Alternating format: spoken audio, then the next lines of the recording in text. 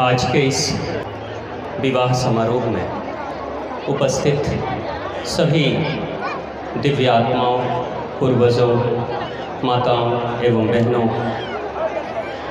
स्वर्गीय रामचंद्र ठकुराई जी और परिवार के सभी सदस्य के हृदय में बैठी आदि शक्ति को मैं प्रणाम करता हूँ। मेरा प्रणाम स्वीकार करें।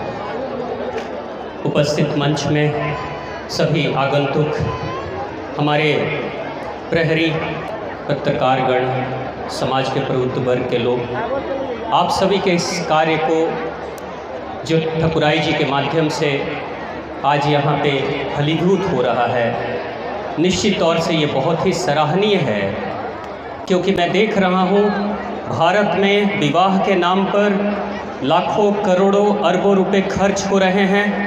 एक तरफ हम भारत की तरक्की की बात करते हैं और दूसरे तरफ हम एक रात में ही करोड़ों रुपए खर्च कर देते हैं, जिसका ना तो वर या वधू के जीवन में कोई लाभ होने वाला है भविष्य में। आज इस विवाह के माध्यम से एक ही बार में, एक ही दिन में लगभग 42 परिवारों का संबंध जुड़ा है। और जैसा कि मुझे पता चला है कि अवधनाथ ठकुराई जी और परिवार के सभी सदस्य यहाँ उपस्थित व्यापारी वर्ग के लोगों के सहयोग से लगभग प्रत्येक वर्ष पिछले 10 वर्षों से निर्धन कन्याएं और वर के विवाह का आयोजन किया जा रहा है। इस तरह का कार्य निश्चित तौर से यह भगवत कार्य है और भारत में ये ऐसी परंपरा है, सदियों से रही है और सदियों से चली आ रही है। आज इसी परंपरा का निर्वाह करते हुए अवधनाथ ठकुराई जी ने ये बड़ा ही सराहनीय कार्य किया है।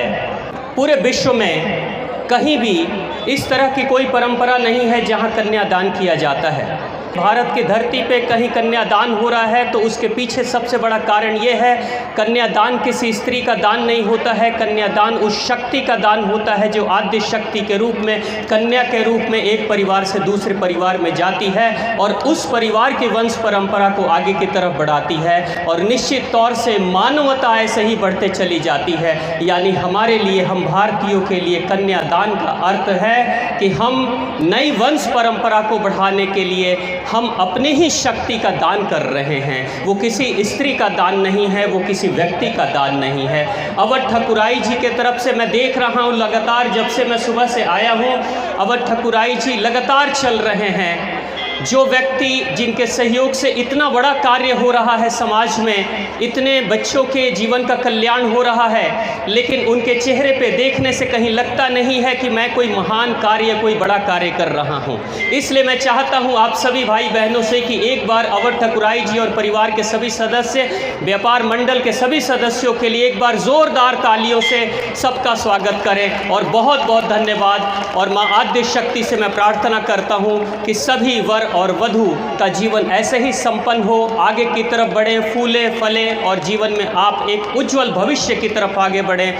यही मैं अपनी माँ आद्य भगवती से प्रार्थना करता हूँ और आप सबसे विनती करता हूँ, आप भी वर वधू को कल्याण के भाव के रूप में आशीर्वाद प्रदान करें। धन्यवाद।